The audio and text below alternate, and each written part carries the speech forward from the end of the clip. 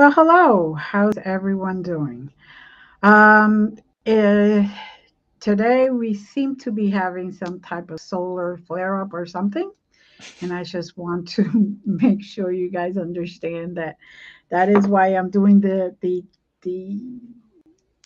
different language movie type of thing. Anyway, I just want to say thank you and welcome to everyone. And please bear with us. You know how this is. Sometimes it goes great, sometimes it doesn't. And I hope at some point it um, just evens out. But I know my guest is so good and so great. And on his side, everything is running perfect. So who would have thunk it? I know what it is. You guys don't want to hear me, and it's okay. It's okay. So, welcome, Dr. Randall Hansen. How are you today? Hi, Glenda. I am very well, thank you, even with our technical difficulties. I am so sorry, but sometimes, it's I don't even know what it is anymore. I Yeah. just run with it because you still look good, and you know what? I'm going to make sure you look even better. Thank you. There you go. Hold on. Let me just see. Let me change this. There we go. Ah, So they could see you best. So tell us about yourself and how you got here, and everything you have to really share with us. Um, thank you. I will. Thank you. I've watched a bunch of your videos, and I just hope I don't disappoint your guests because some of your other or your viewers, because some of your guests have incredible talents, or they're visiting with aliens, or they can go into a different dimension. And I think my only gift is truth seeking. So that's going to be the platform I kind of sit on today. And I guess I want to start off just with a couple broad statistics about why I do what I do. And then we can go back and I can talk about kind of my health journey and then my healing journey.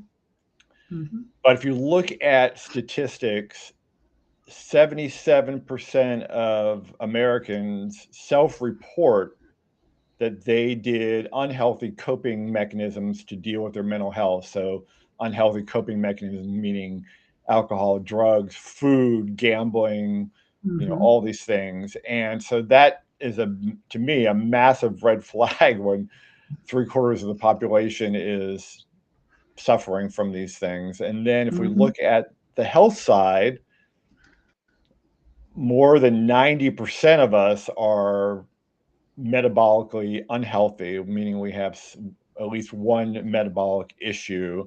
And if that doesn't scream health crisis, in fact, more than half the population has hypertension, which I think is one of the two canaries in the coal mine that I use for health. And mhm, that number is the highest it's ever been. So that's kind of where my lens is. I look and I see people suffering, whether it's physically suffering, mentally suffering, and I feel like my mission that's come down from above, and we'll talk about that during the healing journey, but is that I just want to get this message out there that healing is possible. We can, yes, almost all of us experience trauma in our lives, especially mhm, childhood trauma, but we can overcome that, and we can live better lives not haunted by that past. And mhm, then with health, almost I think it's 8 out of 10 of the most common causes of death in the U.S. are lifestyle diseases that can be preventable and even sometimes reversed. So it's a message, sort of maybe gloomy on one hand, that boy, we don't look so great, but hope on the other hand, that we have the power, we have the healer mhm, within ourselves to live a better life and to make those changes. But we also live in a culture that promotes convenience, and so we have this battle that we're fighting between, I want a magic pill, or I want whatever, rather than doing the mhm. work. But Yes. if you want, I'll start with my health journey, and Please. okay. So I guess almost 30 years ago now, I had been, just I was married, had kids. So I was doing that, sort of crazy lifestyle. I was also unhealed, which is a kind of important point to all this. But I read a book that said that sugar is the greatest evil to ever enter U.S. households, and I thought, as probably most people do, that's extreme. Sugar is the most evil ever, and because it's in everything. So I thought, yeah, Right. it can't be, it can't be. And I decided to experiment. So I said, well, I was drinking about maybe 1 or 2 cans of soda a day. So I said, well, I'm just going to quit soda for a month and I'll just see. Because I thought that was where most of my sugar was. Well, that was where a lot of my sugar was coming from, but I thought that was where all the sugar was coming from. Hmm. And so I quit the sodas. And in that month, I think I lost about 12, 13 pounds. Um, my thinking improved. I didn't have these little crashes in the day where the sugar crash Hmm. happened, and that led me. So I thought, "Well, that's fantastic," and then something inside me said, "Well, where else can I cut sugar?" And that's when I started looking at all the ingredients list in the stores, and 80% or so of all the food items in the grocery store are what we call ultra processed, which just means they go through extreme amounts of processing to get to the point of where we are today.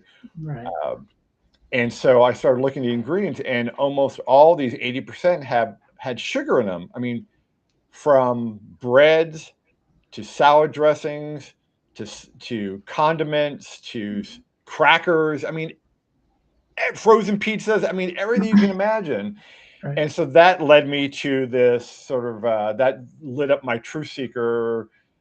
I need to investigate what the heck is going on here. And it really started in this whole kind of collapse of our food system. And it's not just the food system; it's also the farming system. But started the late 1950s when President Eisenhower had a heart attack, and before this time, heart attacks were pretty rare. And certainly never a president, certainly not someone who's a war hero, kind of a Hmm. stallion kind of guy. Right. And he actually had it on the golf course, which I think is kind of funny because presidents and they're golfing. But uh, and that led to this crisis of what could possibly cause this, this virile man to have a heart attack. Now he was a social drinker and he was Hmm. a smoker, and we know those two things are definitely major risk factors for Hmm. heart disease. Hmm.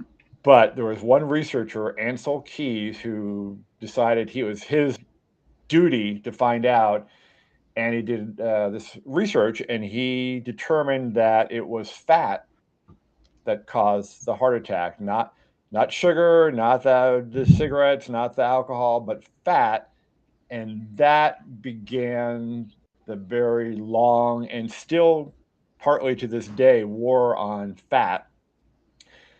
The war on fat led to the war on cholesterol, which led to worries about meats and eggs and dairy, and that's now also both the fat theory has been discounted and the cholesterol theory has been discounted because newer research, better research. Right. Right. So, um, so my journey was first the sugar, and Hmm. then I started looking. Well, what else is kind of driving my health problems? And so I looked at refined carbs. I got rid of the white flours, the white rice, lost more weight, felt better, stronger. And then as I started looking at the farming situation and what we've done conventionally with farming, depleting the soil, so much pesticide use that I started worrying about that impacting my health as well. switch more to organic foods, and then also buying locally as much as I can.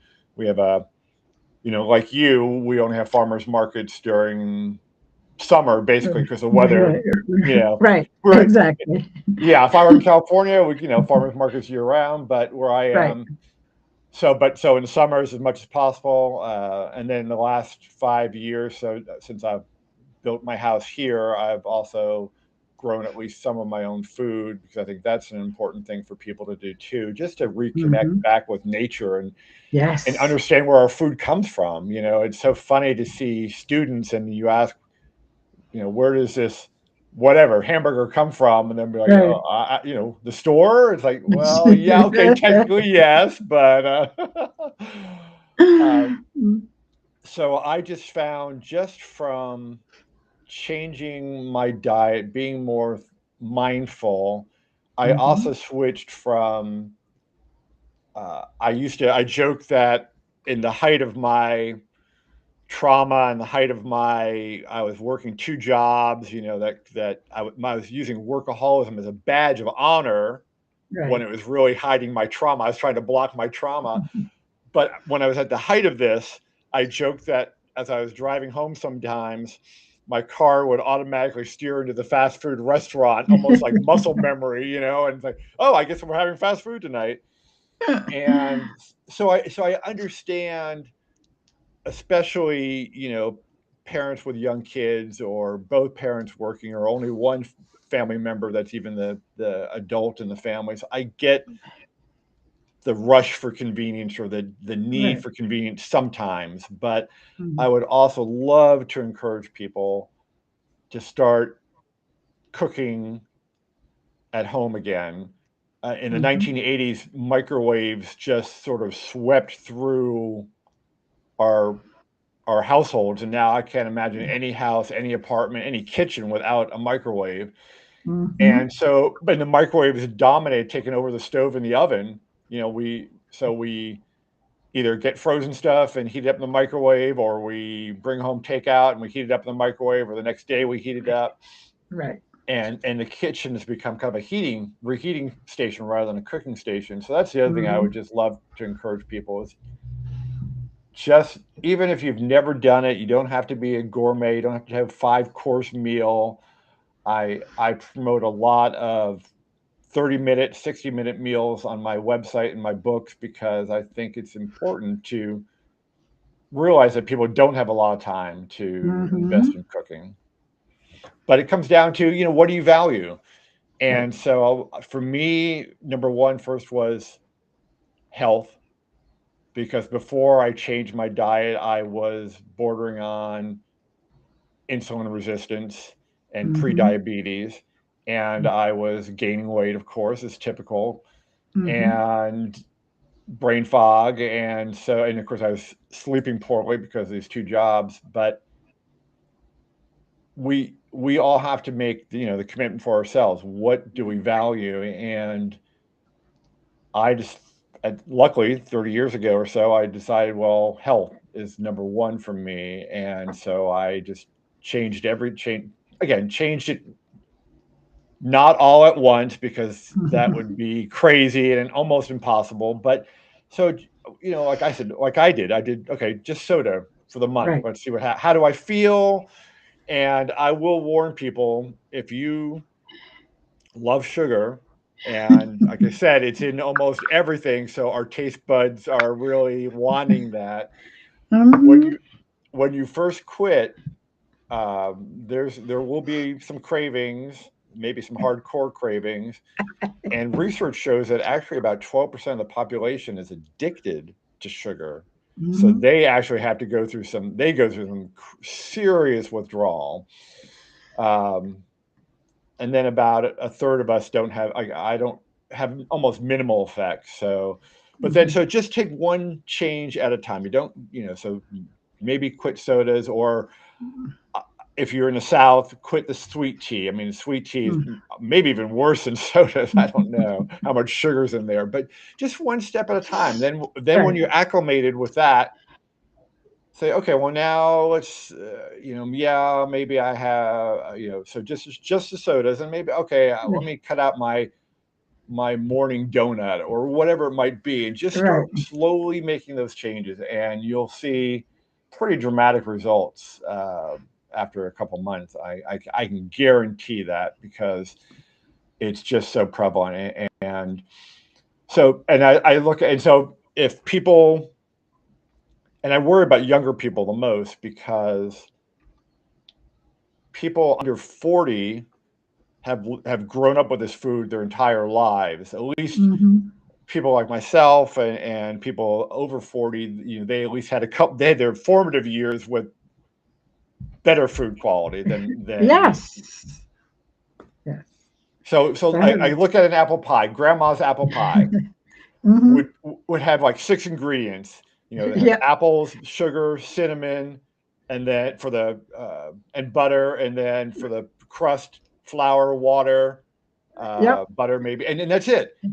Yep. You look at a pie in a grocery store, apple pie in a grocery store, and it has something anywhere from 18 to 20 ingredients. Hmm. And Not some your of you grandma's can't apple pie. even, and some you Yeah, cannot even pronounce. exactly, You're exactly. like, what is this stuff? But yes, yes, And the crazy very part is shocking. sometimes they put in, like for the apple pie, they'll add natural apple flavoring. Right. Wait, doesn't that come from the apples? It's so again, that's So what are you using for the apples then? Are they really apples or right, right, right? exactly. And I think in some of these cases, it's not apples, or it's Yeah. some. I mean, that's maybe the extreme, but I mean, in Yeah. other situations, I'm trying to think of the food product. It actually said not made from whatever it was. It's like, it was some sort of fruit thing, and it said, Right. grapefruit thing, and said not made from actual grapes. Okay, then, Yes, exactly. but the problem is no one reads the fine print. Mm. We look at the front of the package and it says healthy, or that's the worst thing when it says healthy and it's not. But it might say all natural. It might say something like that, and we go, "Oh, good. I want to try to be a little healthier." Right. And so I, again, just encourage you to flip that over and look at the back, because the front's all marketing, all, I would say, lies, but we can, mistruths, whatever, misleading. But Stretching yeah, the truth. stretching, yeah, yeah. But the back, and even the back, they don't have to tell the whole truth because there's still loopholes there, but they at least have to list the ingredients in the order that they're from the most Right. used to the least used, and also the carbs and the fats and all that Mhm. are in the nutrition label. But so yeah, so I would just say, for everybody, if you feel like you're slowing down, or you're, things that aren't quite normal for your age, look at your diet, look at what you're eating, and you don't have to do anything drastic. One of my books is called it has diet in the name, and I called it that because there are so many diet books out there. I wanted diet in there so it would pull Right. up in a keyword search, Right. even though it's what many reviewers call the anti-diet book, and that's what I call it as well, because there's no one diet that fits everybody. I love watching the carnivores and the vegans just argue it out, and it's so silly because there's no reason for that. And the Right. Mediterranean diet, which is so hyped, is a decent diet, but the lifestyle behind that diet is almost more important than the diet, and people don't realize that. They just think, oh, the diet's what I need to do. Right. And the key is, for me, is everyone needs to find that right mix of foods that work for them. Hmm. For me, it's I guess I'm an omnivore, Hmm. um, and so I eat both meats and veggies and fruits and all that, and it's a fairly keto-ish diet that I maintain, but I don't push that on anybody else. Hmm. You have to find, my wife eats slightly differently because she's different than I am. She has a different Right. metabolism and everything else. And so for everybody, just experiment. So, yes, on carnivore, people lose a lot of weight because it's an elimination diet because you're eliminating everything but meat, basically, or eggs sometimes, depending on how strict you are. Right. But that it's probably some carnivores say it's sustainable. I think probably it's not because your body keeps losing weight until maybe too far. I've had a couple people that have gotten off carnivore because they couldn't stop losing weight. So the point is just again, find what works for you. And the Mm-hmm. other thing I'll add is you don't have to be overweight to be unhealthy. So yes, Mm-hmm. there's a weight crisis, there's an obesity crisis happening, and a lot of that is from the sugar and the simple carbs. But you can be fairly thin and be unhealthy. And in fact, some Mm-hmm. of these fitness people argue with me and say, well, as long as I do my 2 hours at the gym, I can have my McDonald's or I can have my, you know, dripping sweet latte or whatever else. And I'm like, no, that's not true. Yes, fitness is a key part of health, Right. but you can't. Even Jack LaLanne, the great guru of fitness from back in the day, said Mm-hmm. you can't out fitness a bad diet or you can't out exercise a bad diet. And Exactly. so the diet's number one. You work on that. Listen to yourself, listen to your body. Mm-hmm. And even after every meal, how do I feel? Am I sleepy now? Is my stomach gurgling or whatever? And then just say, oh, maybe that's not a good food for me. Let me try something different and work from there. But so that's basically the health journey. I have lots of articles on my website that are free, so you don't have to buy any of my books. I'm a big believer in getting this message out there. So that's been my health journey really, and still I still learn things. Like I didn't stop using seed oils until I guess now about 8 years ago because I just didn't know that vegetable oils, the history of vegetable oils, which is a crazy story. They were originally designed for during the Industrial Revolution for machinery, Mm-hmm. so that canola oil could work in your chainsaw or your whatever. And then they found the bigger market is actually for food, not for machinery. And they also developed better oils for machinery. And so it sort of got phased out of machines. And then all these vegetable oils that we use today, by the way, soybean oil, which is also sometimes called vegetable oil in the store and in ingredients list, is the number one calorie that most people consume in the ultra processed standard American diet. And we consume almost 3/4 of a cup of soybean oil a day if you're eating this ultra processed Wow. diet. And it's just crazy. So again, it's not so much that seed oils are evil, although I think they are unhealthy, but Mm-hmm. it's the quantity that we are consuming them that we've never seen so much in the past. And the same thing with sugar. We have never consumed so much sugar. But part of that low fat craze that happened in the 1980s, Mm-hmm. because, oh God, fat's bad. So we took out the good fats and Mm-hmm. we replaced it with bad fats and sometimes also with added sugar. So we made these Right. foods unhealthier. Yes. And that's still the case today. You still see nutritionists saying, get that low fat yogurt. No, get the full fat yogurt, but get the plain yogurt, not with the horrible sweetened fruit. Add your own Right. fruit to it later. Exactly. Yeah. Exactly. Yeah. Yes. No. I'm a big believer that it's quantity, even though sometimes my health isn't as great, but that's complicated by other things. But Yeah. the whole idea is moderation. You know, I I'm a big believer that you should own a crock pot or a slow Yes. cooker. Yep. If you need a meal and you don't have the time to cook, you could throw it all in there, fresh, no sugar, not or anything like that. And Yep. in before the 1950s, 60s, and all that other stuff, or even the 80s, we used to use brown sugar, which Yep. was less processed than the white sugar that's out here now. Yeah.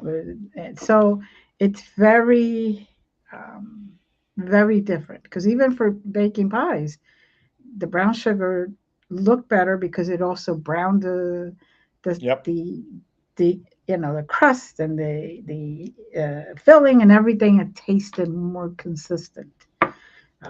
So Agreed. Agreed. it, it Yeah. it's Yeah. unbelievable. Yeah, I agree with you. I agree with you on almost everything. The moderation is truly important and a great starting point, and especially just moving in the direction of again cooking at Hmm. home, Hmm. using more raw ingredients. And I love the crock pot is a brilliant. I guess people have instant pots. You can do Yeah, that. yeah. I grew up with a great role model. My mom actually would do menu planning on the weekends and have the whole menu for the week set Hmm. up, go to shopping, get all the ingredients, do some prep on Sunday, and Yeah. then the meals just come out, just flow out. And we've, again, convenience, it's like, oh, I don't want to do that. I don't want to create menu planning or whatever. But Right. it was such a foundation for me. And I just think it's wonderful. So, yes, any kind of meal planning is great. So, the only thing I would Hmm. say is if and I just had this discussion with a nutritionist yesterday who said, we shouldn't be demonizing any food. And I get that to a point because but the problem is there's so much noise in this area. One person saying, still saying, don't eat, I still see people saying, limit your eggs or don't eat eggs. And that's been disproven for a decade or more than a Yep. decade. Hmm. So, but sugar, and I would encourage people, don't just believe me. There's a great doctor, Dr. Robert Lustig, who wrote a book called Metabolical. He's writing a new book now. He is an evangelist about the dangers of sugar because it impacts our liver, Hmm. our gut, our overall health, and our brains. We haven't really talked about triglycerides, but in metabolic health, triglycerides more than cholesterol are a key indicator, and triglycerides are basically the fat that's in our blood. Hmm. And the amount of sugar we have and refined carbs, the more fat, because it's not fat that makes us fat. Isn't that a great line that was developed probably by the sugar industry, actually? Oh. Fat makes you fat. No, fat does not make you fat. Sugar the sugar and refined carbs are the drivers of that. And so Robert Lustig, and I support that, and there are many others that do as well, that get it down to as low as possible. That doesn't mean on your birthday or whatever, or grandma makes you an apple pie, you can say, "Oh no, grandma," don't hurt grandma's feelings. Right. But don't have apple pie every day of the year, which is Exactly. what people are basically doing with their lattes or their, everything else. So just I would say in most cases moderation for sugar because it's in Hmm. so many things. Once you figure that out, then you can be more in moderation because you'll have eliminated lots of it from your diet. But Right. until that point, I would say your focus should be on getting it down to as low as possible. And the newest guidelines from the government, I think, also support that. So Hmm. yeah, that's health. By the way, the tobacco companies, just a little funny aside, the tobacco companies, which were so great at marketing cigarettes, bought several big food companies in the 1980s. Have now divested them, but they bought Kraft, they bought Nabisco, and Hmm. they were some of the ones that transformed all these foods into these low fat, ultra processed, sugar, seed oil, unhealthy Hmm. foods. So Hmm. Yes, I could tell even from when the time my kids were young to now, 20 years span, say 25, 30, whatever. I could see the difference, Yeah. and you could taste the difference too. Oh, thank you for that. That's the other brilliant thing. So when you quit sugar and or start reducing sugar and ultra processed foods, Hmm. your taste buds, which have been hijacked, as you just said, are going to rebound. And like today or this summer, when I grow strawberries in my garden, and when I ate one of those strawberries, it was almost too sweet for me Hmm. because my taste buds have gone so far back to kind of the natural state. And so Hmm. things will taste so much better to you once your taste buds have a chance to rebound. So thank you for that. That's a great reminder. No, definitely, it's something, and it also, when you grow your own food, you could taste the difference between what Yeah. comes out. It may not look the same. It may sometimes may not be the biggest pepper, okay, Yep. but the taste makes up for the size Yeah. completely. So, Yeah. Yeah. Because you're picking it at the peak of ripeness. right. You're not transporting it thousands of miles.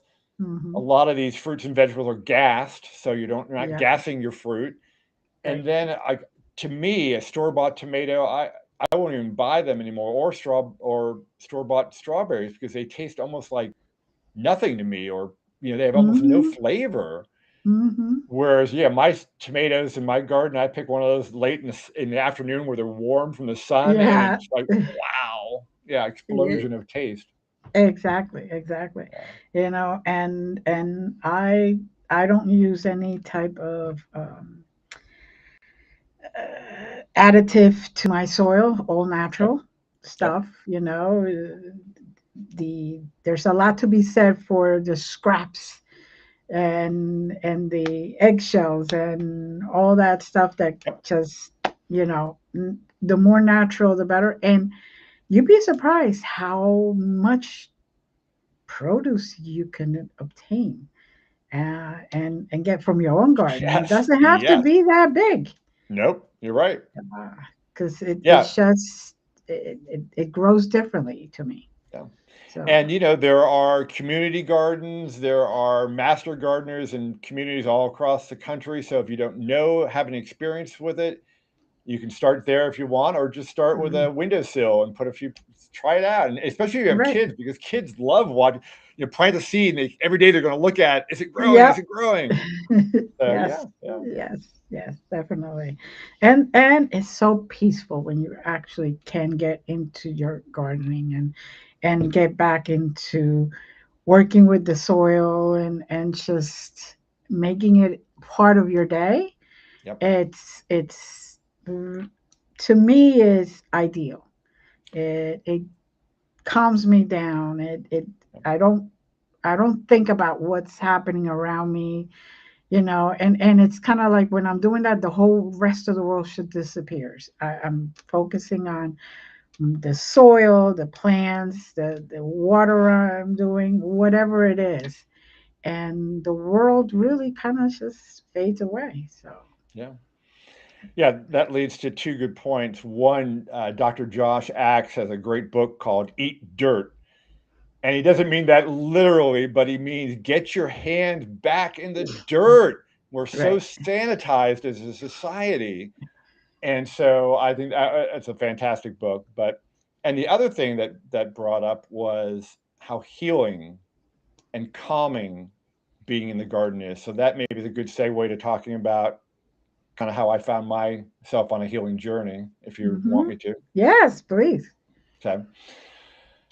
So, like I said, I was working these two jobs. I had my own business, and I was a college professor, and so I was, getting 4 hours of sleep a night at most, basically, and just burning through things. And finally, and I had people warning me, choose one. This is not sustainable. And I'm like, oh, of course, I'm going to be the one person that is sustainable. No, and so I realized I wanted to keep my business, so I decided I was going to um, just totally transformed my life. I didn't know exactly how or why. I guess this is where intuition or listening to signs from the divine or the universe, Mhm. wherever. And so I sold my house. I moved across the country. I bought 40 acres of raw land, and I thought it was beautifully forested. And I thought, wow, this is perfect. And then I had a forester friend who I had met come over, and he said, "This is the unhealthiest forest I've ever seen. It's way too thick, way too many trees. This is a fire hazard, and this and that." And so that led me to kind of dig into what it means to have a forest and what to do, what's a healthy forest. And so nature, so I Mhm. talk about these six modalities of healing. And for Mhm. me, and nature is one of them. And for me, I actually started an accidental healing journey in nature. So I spent 7 years or so, I can't remember exactly the number, in my forest. I had all 40 acres. I went through all 40 acres during those years and cut down trees, pruned them up, thinned them out. And during all this time alone, I faced all my demons because the nature was so calm and, like you said, just so inviting. Mhm. Share your secrets, let them out. And so this was the beginning of this forgiveness of myself and forgiveness of the people that had done things to me in my past. I had both childhood trauma and then abuse in my late teens by a priest. So, and I Mhm. just pushed those all aside. I just shoved them back there, and for the first time somewhere during that time period, I learned, hey,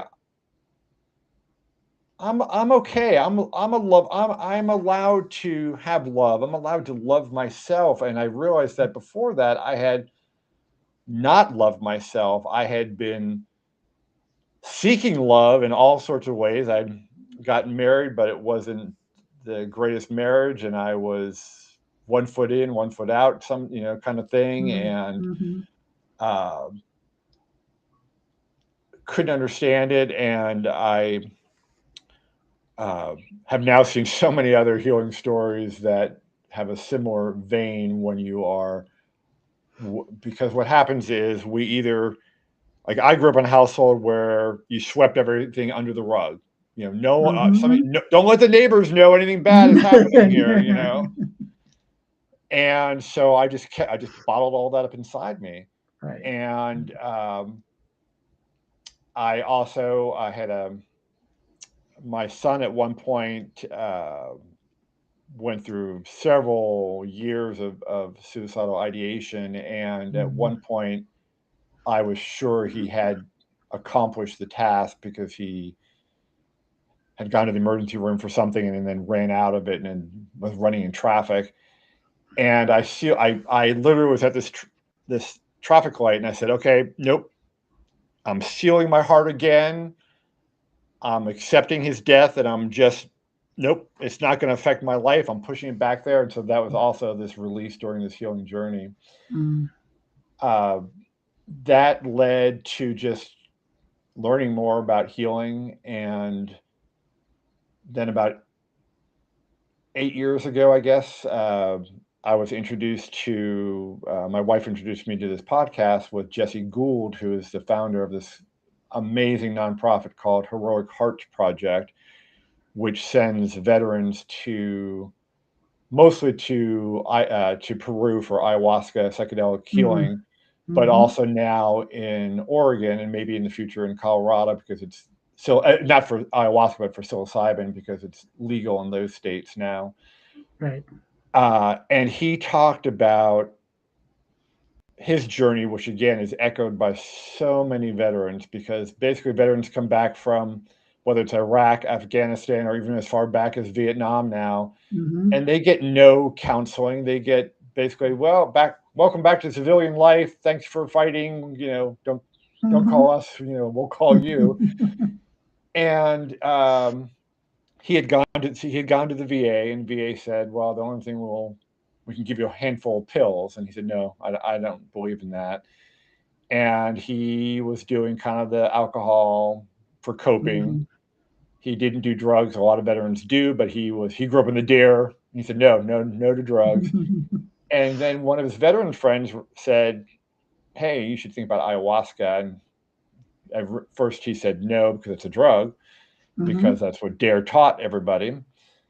And then he finally said, I can't cope with this. I need to do something. He went down there and had a transformative experience. And so that led him, of course, to develop the nonprofit. And that led me into saying, well, what about these psychedelic medicines? And again, the truth, we've been told all these lies since the 1970s about psychedelics, that Mhm. they're going to fry your brain, that you're going to jump off a building, you're going to do crazy stuff. And basically, why psychedelics were banned in the 1970s by Nixon and Congress was because the counterculture, which did use psychedelics mostly for recreation, Mhm. was getting so strong, and the anti-war movement had gotten so strong that Nixon felt this is a way to control society, by banning these Mhm. drugs. And that led to the war on drugs and all these things. And if we look at the true history, especially of psilocybin, of peyote, of these natural plant medicines, they go back time immemorial. Indigenous people have used them for healing, for community, Mhm. for growth since time began. And so to say these are dangerous or illegal, and yes, there are guidelines for doing it Mhm. intentionally, but Yes. Yes. to demonize them. And so that got my truth seeker really going. So that Mhm. led me, again, I didn't think I was going to write a book about it. I just led me to start writing some articles about it, start talking about it, and then start experimenting myself with psychedelics. And I think from nature, I say I was about 80% healed on my healing journey. Mhm. And then these psychedelics took it to the 100% level, although we're never fully healed, and I still integrate stuff every day. But, Right. and so I've done most of the plant medicines now, but it was on LSD, which is not a plant medicine, but a contrived medicine, but from a Mhm. natural source. It was on an LSD journey, which for me is not so much healing, but mind expanding. And I was at the end of this psychedelic experience, which was just beautiful. And all of a sudden, it's inexplainable. It's hard, It wasn't a voice from God. It was some sort of energy, but energy is so hard. Anyway, it was something, an urge that came to me and said, "You need to write this book about psychedelics. Set the record straight. Mhm. But it's not going to be your book, because you're going to include stories from people that have done this, and they're going to show people the truth about these medicines." And so I ran inside, grabbed a pad of paper, ran outside because I felt like I had to be in the exact same spot, and I wrote down this outline that I got from, again, no one really knows whether it's the collective consciousness of everybody, whether it's God, whether it's aliens, whether it's I just something, but there I is just call it something there. divine energy. That's all I Yes, call it. divine And energy. yeah. And the final book is about 75% of what that original outline. The only thing I didn't have in the outline was microdosing, which became very popular right as I was writing the book. So I added several chapters about microdosing. But so Triumph Over Trauma, my first book, which I thought was the one and done, Mhm. has 23 stories of from people from all walks of life, all genders, all gender identities, and or not maybe say all, but many, and ethnicities. As much as I could, I wanted to get as much diversity as possible in these Right. storytellers. And I dare anyone to read even just one of those stories and not start tearing up or feeling something. Even today, if I read one of the stories, like if I were doing a book reading or something, I probably couldn't do it because I'd end up having to stop and blow my nose and all that. Mm-hmm. So to me, what these psychedelics do is number one, they allow us to look back in our lives in a safe environment. It's almost like watching a movie of something and Mm-hmm. seeing it from an adult lens, rather, especially with childhood trauma, rather Yes. than as the child brain, which has no idea why this is happening to me. Mm-hmm. And so it helps us then, what I call becoming back to whole. When Right. we block off these traumas, we lose parts of ourselves. And Mm-hmm. so these and you can do this through therapy. You can often sometimes people can do this through meditation and breath work too if you're really advanced. So you don't have to do Mm-hmm. psychedelics if you're worried about them. But Right. to me, they help with healing. They help with spirituality. I love the story. This friend of mine who is an atheist. There is no God. There's no anything. You live, you die, you become plant food, or whatever. Right. He went on a psychedelic experience, and he said, "I saw the most beautiful things, and I'm not ready to call it God, but there is something more." And to me, that's the most beautiful thing. If we can Yeah. connect each other. Mm-hmm. Another veteran said right after his psychedelic experience, he said, "If I had done psychedelics earlier in my life, I never would have signed up for the army because these are all my brothers and sisters. But I didn't realize it before the medicine." And Mm-hmm. so there's that, and then just transformation in their lives, going from especially veterans, just because I see so much of that. But before healing, before these plant medicine, dead eyes, it, Mm-hmm. almost nothing behind. Like, wow, what has happened? What have they seen that has looked that? And then after Right. even just one ceremony, you can see the light coming back. And to me, that Mm-hmm. I think if every member of Congress would just talk to some of these people and hear the transformation, we would see a different stance on these plant medicines. They again, Definitely. it's not for everybody. No. And but for those that have tried everything, they've done therapy, they they don't want to be on meds the rest of their life. Look into it. They can also microdose, like I said, if they're afraid of the macrodosing, because microdosing is something that you take an amount that's imperceptible, so you don't feel it, but it's still working in the background. And the best Mm-hmm. example I have of that is I have a friend who both were in law enforcement, and the husband was actually shot in the line of duty and died, and then was resuscitated. And he remembers nothing of the shooting at all. He's seen a video of it because he's in a parking lot with a video camera, so he watched during the trial of this Oof. perpetrator Yes. shoot go right above him and shoot him again. And so he's afraid of doing a full journey because he's afraid he doesn't want to relive that. And I kept trying, Right. and I'm like, well, you don't you relive it, but in a totally different way. Right. Anyway, so he said, no, I don't want to do it. I said, fine, fine. But his wife convinced him to start microdosing. So he microdosed for a month, and he said, I don't know, I didn't feel anything. And then separately, I talked to the wife, and she said, "Oh my God, he's such a teddy bear on microdosing." And I was like, "Yes, see, it works, but oftentimes we don't see it. Right. Right. But these things are working behind the scenes. So microdosing is a great option for people.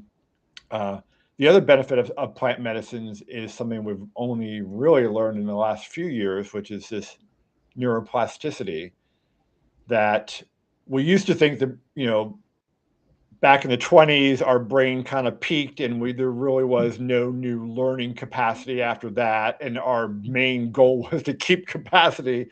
And so, like the old dog can't learn new tricks. Right.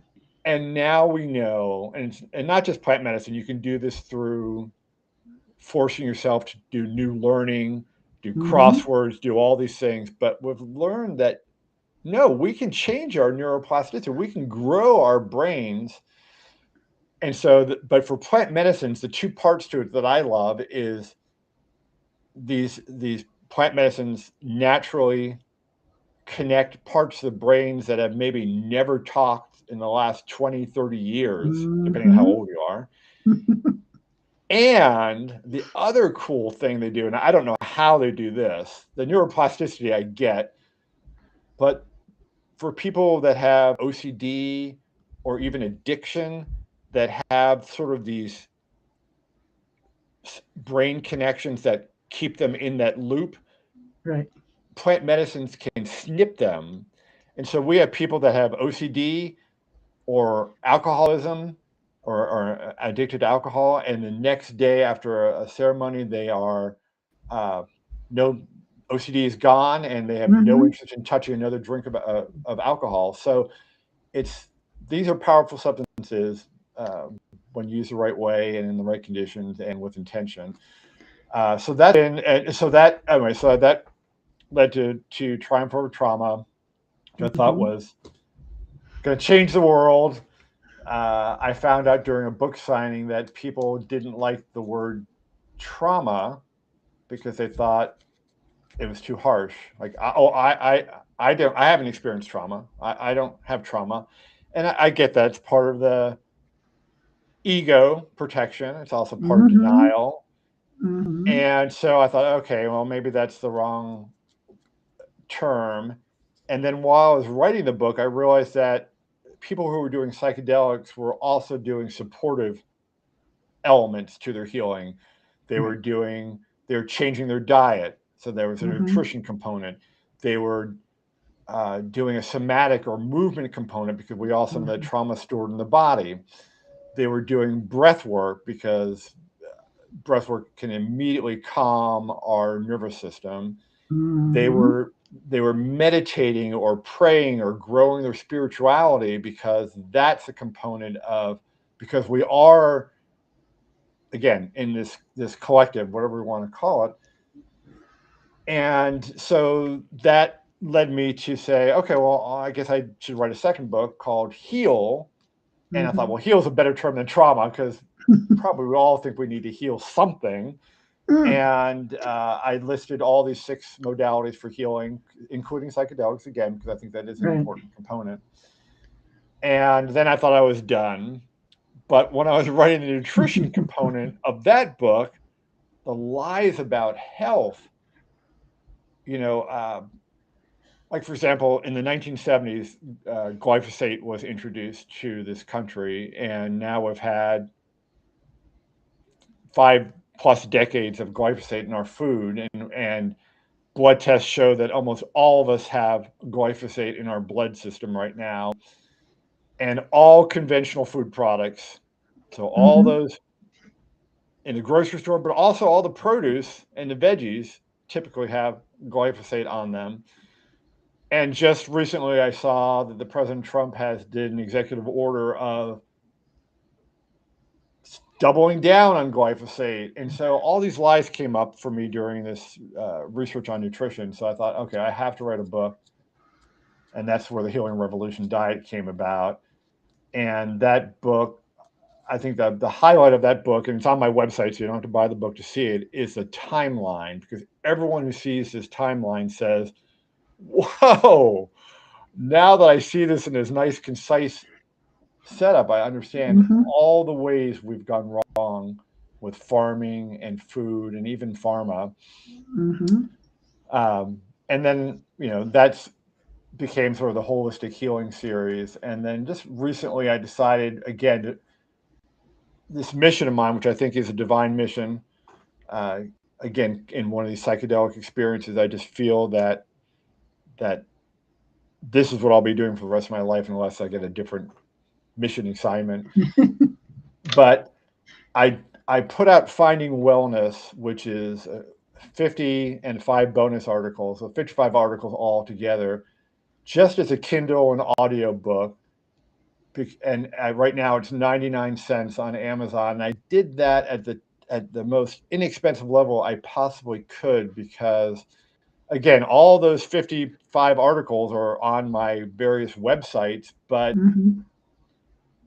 you have to go find each one. So I thought I'm just going to do a Right. Kindle book, put them all in one spot with a Mhm. table of contents, and so that's the my latest and probably last book. But it's based on the idea of again just getting this information out there, making it accessible at either free or as low cost as I possibly can. Because I'm not out to sell books. I'm You just out want to to get get this information out there to yes, everyone. yes. Yes. I just want people to live their best lives, and that Mm. means focusing on their health. And again, not everybody needs a healing journey. I would say probably a big bulk of people. So if you, and I guess the one thing advice, I know we're probably running out of time, but I'd say we talk about triggers. So Mhm. if someone says something to you, or you read a news article or hear something, and it causes an extreme reaction, whether that's guilt or shame, anger, fear, Mhm. any emotion, any strong, especially negative emotion, Right. then I say don't run away from that. Embrace it, look into it slowly, carefully, safely. Mhm. But why? Mhm. What was it in that caused you to be so upset? And it's probably related to something that happened to you in your past.